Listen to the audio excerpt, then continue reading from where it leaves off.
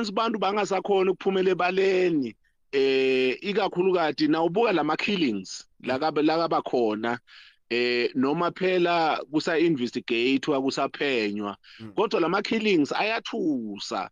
Yes. Ayathusa lama killings. So manje ke uma abantu baqala kubona ukuthi hey lana ngathi ulahlekelwa impilo wathuka vete inhloko wathuka vete inhloko kunemamba likhongothe ayifuni uvete inhloko na babese bayacala ke manje bayathuka ngako lokuthi ayikho le freedom of expression. Uma ubuka ikakhulukazi emaveni afana nabo South Africa la abantu bakhuluma nje ngalokhulu kunakuzane kukhona nje le vibrant lapha eSouth Africa uvele nje wasukuma nje wakhuluma wathi no nenhlangano yakhe wathi no simemetela i-shutdown sine mhla kabanibani simemetela i-shutdown kude labangabo bangamenta yakona ngoma emalungelo eluntu ayahlonishwa. Washo la kusho ukuthi akunamuntu emsebenzini akunamuntu oyenjani ngoba bafuna ku-expressa lokho labafuna ku-expressa. They want to free to express themselves uma ngabe kune dissatisfaction labane dissatisfaction khona. So ngizama kusho lokho ukuthi uma sebasaba nokuvela kuma Facebook basaba kuveta inhloko ukuthi ngibani lokho kuyakutshela lokho ukuthi i-threat ingakanani nekokuthi emalungelo ebantu acinzeteleke kangakanani. So that is a clear indication, that's a clear sign ukuthi kukhona lokungahambi kahle. Ngoba la kulo point number 4 lo point number 4 ngathi unone njenga point number 3 Gadebeza uthi lo point number 4 we urge the authorities to promote association of freedom of association and peaceful assembly and to allow the people of Swaziland to exercise their civil and political rights. Shokuthi kahle kahle bathi anibhenwe lama political party Gadebeza noma siyacabangela nje. Yeah, le statement leso Mageba si-clear. Si-clear. Sesingastorika ngoba sibhaleke ngesilungu lapho. Kodwa nje si-clear le statement kwekuthi ama-authorities as-Swaziland they must promote even ma organization of be it picket people, they must actually feel free to picket without being threatened. Maswati, they must feel free umacha without any problem. They must they are ordering Swaziland to say they must promote that, and also the freedom of association. Ukuthi umuntu nangabafuna ukubelonga to any inhlangano lekhona, the person must belong. Utawukhumbula lokho ukuthi bebayichaza nje kunetipika lokuthi lanzile even kufaka ikhasi makawukawu namake sibongile bayichazile indaba ukuthi lo 1973 wafika kanjani la khona kwabhenwa khona ngila khona kwalonchwa inakuzana indzaba yokubhenwa kwetinhlangano ukuthi ke manje Swaziland kahle kahle kuba nenhlangano njengoba ngiyabona ukuthi inhlangano bokhuluma nje usiwe about 9 otinhlangano letikhona atikho emthethweni letinhlangano atatiwa kahle kahle Mageba uma ngakutshela atikho emthethweni atatiwa lokuthi ngithi mina atatiwa ati recognize. So uthini ke manje European Union uthi ke manje ama authorities they must promote freedom of association, they must promote ukuthi bantu babelong kunoma ngabe ngiphi inhlangano, and they must give they must give you freedom ukuthi they can assemble and talk about whatever labafuna ukuthi kahle kahle they are ordering as well. Utawubona nje they are ordering even indzaba ye dialogue ukuthi they must bring people together, let people talk about what they don't want. Of course ukhona 1973 bantu baka 1973 labashalo umthetho uma bongababala ukuthi bangaki abantu labasekhona lapha eSwaziland lebe bakhona ka 1973 utawubona ukuthi inamba yakhona seyincane bantu labanyenti ngilala bekhona emva kwa 1973. So manje abangenelana 1973 bafuna inguquko uma ngokuthi bafuna inguquko kunemuntu lekufuna kabeve uma ngokuthi uyabeva abanethe indlebe abanethe iplatform ukuthi bakhuluma. Uyathi nanguva mlomdzala nanguva Gadebeza because siyatlalela letinto la. Uhulumende wethu isikhathi lesiningi nakangekho ungathi uyafunza emapoti lawa letha. Uyakhuluma ngale freedom of expression nale freedom of assembly lengephandle. But nangivale inkulumo yakho ngathi ithi lakithi kulelethu live the labo freedom of expression nabo freedom of assembly is something that only exists on paper, but ithi European Union sayibonile lokuthi lento lena just exists on paper, practically it's not there. Yes, angithi ke manje lokho kufakazelwa yini? Kufakazelwa bo sticks, baphi bo sticks? Yeah. Baphi bo sticks? Now kufakazelwa ngile treatment leniketwa bo sticks, ngile treatment leniketwa bo Gawuzela, ngile treatment leniketwa bo Mthandeni nabo nalalabanye labavalelwe emva kwa June 29, 2021. Nabo bonke labavalelwe. That's a clear indication ukuthi hayibo waqala waveta inhloko imamba iyakuluma. Now kube sekuba inkinga ke manje ukuthi utawuthi uyipromote njani le freedom of expression ngoba nje labo labasemagunyeni uma nje kunemhlangano le serious le formal utabeve bakhuluma emisakatweni bo ESBSI lapha bakhuluma bakushiya ukuthi hayi freedom of expression ikhona la eSwatini kodwa ke manje in practical terms uyabona lokho ukuthi awunani maningi ma questions kunanayo into Mageba mhlambe kuneta ligama lesingisi we are saying they are very economical with the truth. Sibita ukuthi kuba economical umlomdzala uye ungasho lokho ukuthi ukukhuluma njani ube sewuthi u-economical sozama kubhacisa neliciniso. Hayi kuyavakala Gadebeza, siyabonga kakhulu Maswahla amahle uthini khona sikhuluma bathi njulaqobo kupta bo Gadebeza njulaqobo na ukhuluma ngenjulaqobo nje Siswatini sokhuluma ngala kuthiwa dimphunga. Yeah, imphunga yalenzawo. Into lephuma lapha vele sengwevu la Gubevu sengwevu ngihlelo yami imhlophe. Yeah, mina kahle buka ngivele ngeva mina kahle lokuthi hayi lana ngakhula nemajala amadzala lesekahamba lapha umphefumulo wabo ayilale ngokuthula bogcoko siyancinga lapha ngakhula nemajala amadzala. Kunjalo uyathi Gadebeza kubuya nayo indzaba ya President Jacob Zuma la ku point number 6 wale European Parliament. Lo point number 6 uthi we urge the authorities in Eswatini to respect their commitment and lodge without delay a comprehensive dialogue with all affected stakeholders to work towards national reconciliation and the protection of human rights, the rule of law and democracy. Now uyabona ke manje kwekuthi nayo leyo ke it's actually a clear statement lesithi Eswatini has always been saying ba committed to a dialogue.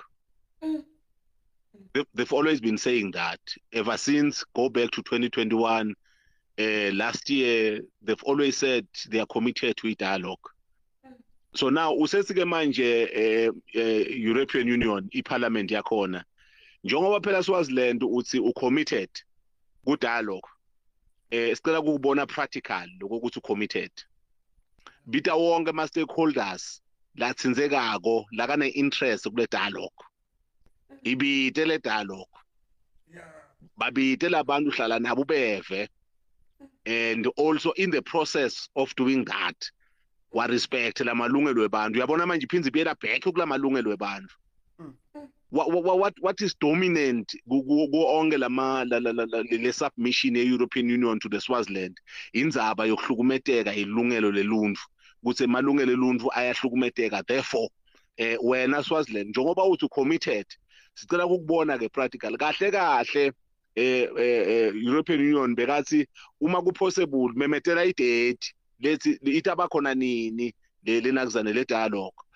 ubabite bonke labantu labane interest kule dialogue so that kuqale ukukhulunyiswana and lokukhulumisana lokufuna kwakhe indlela noma kufuna kwakhe umgudu no ya umgudu lawyer kule democracy ukuthi bantu kufuna baphile I mean le live kufuna lirano ngensando vetinyenti kahle kahle ngiloko uyathi Gadebeza sisabuka leyo nginothana leligama lithi a comprehensive dialogue. Leli gama lelithi comprehensive nangithi ngiyakhumbula lapha Gadebeza ngathi ke salikhuluma sinawe lithi all inclusive, lithi including. Lokusho ukuthi le dialogue akusiyo leyo ukuthi batayihlela ngale sebanibita. Kusho ukuthi le dialogue kumele kufuna ibe all inclusive. Ayingashazi ngisi madoda ebusuku. Now wena Mageba le comprehensive dialogue ngikhukhulela ngoco. Lokungukuthi wonke umuntu lone interest in the running of the country akabuye alethe luvo lwakhe. Now because le dialogue is comprehensive, uma sisi comprehensive sho ukuthi wonke umuntu lone interest in the running of the country lana lokuthite lakafuna kukusho about the running of the country akanike lithuba lokuthi akakusho. Manje phela ngeke uthathe 1.2 million wonke umuntu umfake mhlambe lapha singase ngikuphi la stadium seSwatini kaSomhlolo uthi abaye ku dialogue le 1.2 yebantu ba organized kune labor kunema political parties la ngekho recognized. Uma sikhuluma nge-labor sikhuluma ngama unions, kunema civil organizations la khona lapha eSwaziland, all civil organizations. Now yonke lembuthano le representer lundu lwalapha eSwatini kufuna ibito yonke ibito lenzawonye kube khona labakushoka about the running of the country or about whatever labane interest yokukusho about the running of the country. So ke manje bonke labo bantu labo kufuna babe represented all corners of Swaziland in terms of representation eSwaziland, they must be represented ku that dialogue.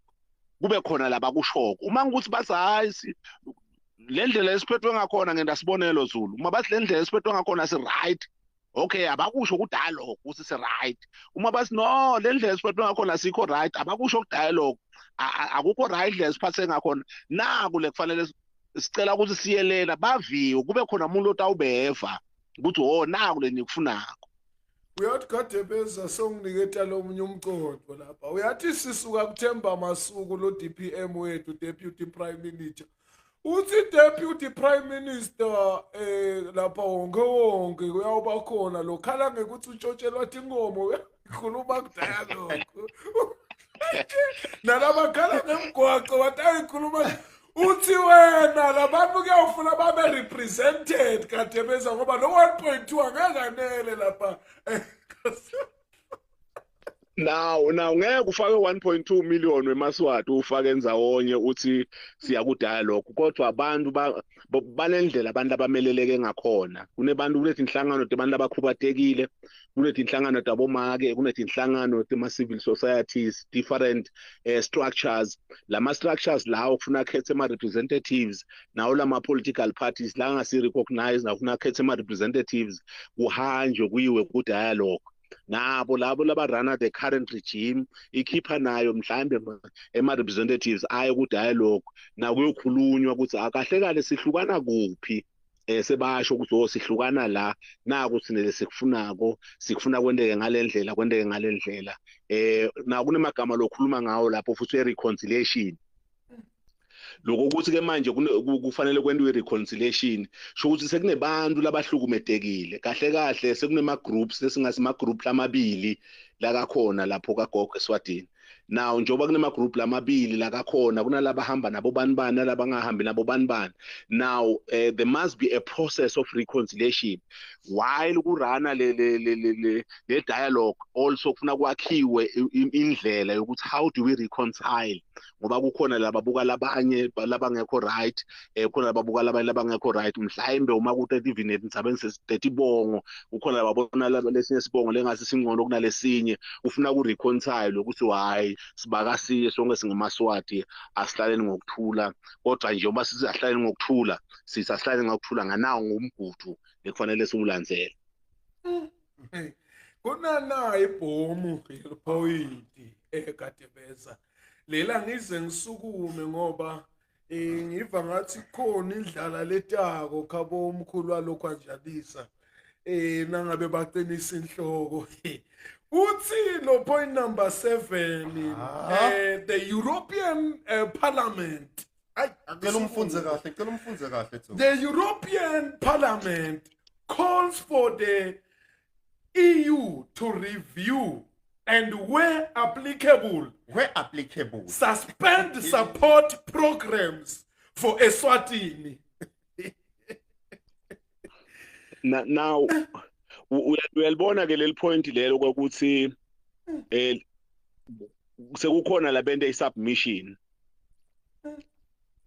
noma lesebende submission ngokuthi uma kubonakala lokuthi lokho lesikushoko ngathi kulabanye akungena etindlebeni sesiyacela ke manje wena European Union ukuthi ureviewe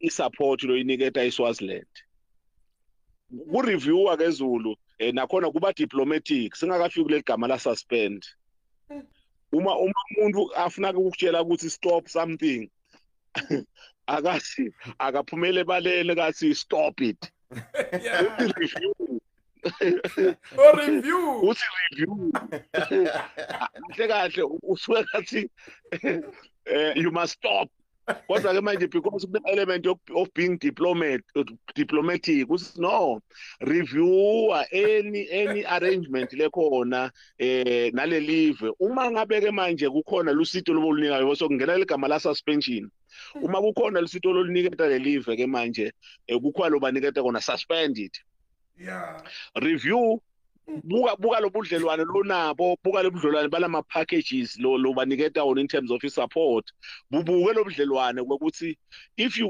ubuka lobudlelwane versus the violation of human rights do they still deserve support lo baniketa yona if once kwenziwa leyo assessment leyo uyabona ukuthi no looking at the violation of the human rights kuniketa sithombe sokuthi no let's reconsider uma besibaniketa lo 50 million ngene example besona 50 million 100 million whatever which was pumped to Swaziland then no ake sisi ku stopa kancane ke manje sisi no asinisilesele yo turnaround strategy how are you going to deal with inzabe my human rights noma sesicala kuniketa ema conditions ukuthi whatever that we're giving you will give you on condition that sicela an independent investigation yokushona kwalo amaseko sicela an independent investigation report or sicela the release of the incarcerated MPs sesawubona ke manje uma ukuthi seni serious kodwa kwamanje sesiya review we are suspending we are stopping whatever that we are giving you assure us kuse malungelo eluntu lapho ayanakekelekile uma kanganakekeli shothi lokho lebesiniketa kona sawucala nathi sesicala sesukuyisa kulamanye amakhona kulabanye laba deserve ngoba nine sengazi usani deserve kahle statement less that begins to say if you don't review if you don't revive emalungelo eluntu promote emalungelo eluntu will start to suspend whatever help that we are giving you so iSwaziland kulamanye amakhotas ngathi thola ke manje secala lokho lebe European Union bekabaniketa kona sebacala abagodla sandla manje kahle that's a submission for call of suspension of whatever support European Union is giving Swaziland. Gadebeza mlomdzala uthi review kahle uthi stop usho ukuthi lona kahle ngisochaka lona lothi na ungendi lokho uyabanjwa la iyalapho le statement nje is being diplomatic leso kanisona iseshokini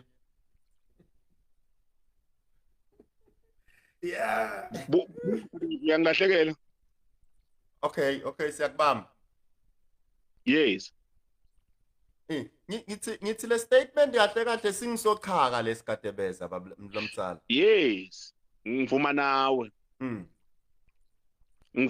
ukuthi kahle siyabathuma ukuthi nine European Union sicela ukuthi ni review lesito leliniketa eSwatini uma kungukuthi mhlambe they don't come clean all the allegations that are being made against Eswatini in terms of violation of human rights, there's no freedom of expression, the release of the incarcerated members of parliament. If they can't do that, siyacela ukuthi ni review lolusito, and more than that, or if it calls that you suspend, please suspend. Nasibasi suspend ke kahle nakho la suspend babalekela nje ukusho ukuthi stop i-support. Kahle basho njalo ukuthi stop any support that you are giving, I mean, you are giving the country. Mhlawumbe asingene la kutheni Gadebeza ngekubuka kwakho lo mdzala mkhulu walokwanjanisa uyamahati wena ngekubuka kwakho umbona alalela yini i-European Parliament umbona akwenda yini lokho labathi akakwende ngoba leli point legcina lithi we instruct its president to forward this resolution to the Kingdom of Eswatini and to all relevant stakeholders, institutions. Shokuthi nje bosadeke batayithola lencwadi president wayo EU ungasathi usutawuta noma bayawusendela ngama email ngendlela tabo baphathi umbona endani ku reactor kuletino laniketwe tona mkhulu walokwanjanisa. Bukabili Zulu. Incinzetelo inkulu naye uyabona lokuthi tibamba likhona. Incinzetelo inkulu kusene kwenteka lokuthi le submission lendiwa lapha noma lendiwa yi-European Union bayi receive kube kungazuza ukukhona lokwendekako. Kodwa uthola ukuthi ke manje akungendeki ngalendlela lekufanele kwendeke ngakhona naloko ku possible ukuthi asawusasa isikhathi ke manje ukuthi mhlambe singathi sibona immediate actions, kodwa ke lokhu is a build up kwekuthi kukhona la kiwa khona. Kungendeka lokho ukuthi angeke njengoba uva nje statement sandvunankulu lapha asho hayi thine we are ready, we'll call it dialogue. Kodwa ke manje kusesenabo banibani nani kwasha kwacima kubanjwa lena kubanjwa ticinzi kuzanya kubanjelelwa kubambelelwa kuphi kodwa nje lokusalako kungendeka kube khona ema-science class kukhona lekufanele noma lokwendekako kodwa kungendeki to the fullest. Kodwa ke lengakusho mina ukuthi these submissions aqala abayi-build up because now we are being monitored on those submissions ukuthi sake sathi wangenda utathola ke manje ukuthi sekuyaqala sekuba ne-case against the country in terms of violation of human rights na these incarcerated MPs and other stakeholders. So uyabona ukuthi le instruction leyo ukuthi ke manje kuthiwe no sicela ukuthi ke manje kwendeke 1 2 3 sesiyaku instructor ukuthi akwendeke 1 2 3. But at the same time angithi i-response eSwaziland it has always been like we are a sovereign country, we are the country on our own, we are the legitimate government. Local government wabakhona ngendlela so they will try to defend themselves. Kodwa i-pressure is mounting up now to say that calls for a democratic change. Ngifa uthi bangavula i-case against the country. Kuyakhonakala lokho ngoba phela la kithi konke kwenkosi la mkhulu ogwapha nathi nje sikhuluma angaweva sebathi nala bafana bakhuluma lababili bam naye Gadebeza wam. Yeah, angithi ke manje when I'm saying they are building a case in terms of whatever decision lengathathwa, be it in terms of sanctions. Remember emave angaphandle wena Zulu awaqhamuki sekatifaka etindzabeni telive. They use these discussions lakaqalile njengawona lama submission lakenziwa ngilamanye ama organizations outside the country lesingathi the international community. They use those submissions nabakubona ke manje ukuthi no wena ngathi awuthasi letinto lesithi sicela usutende babe sebaqala bafinyeta lesandla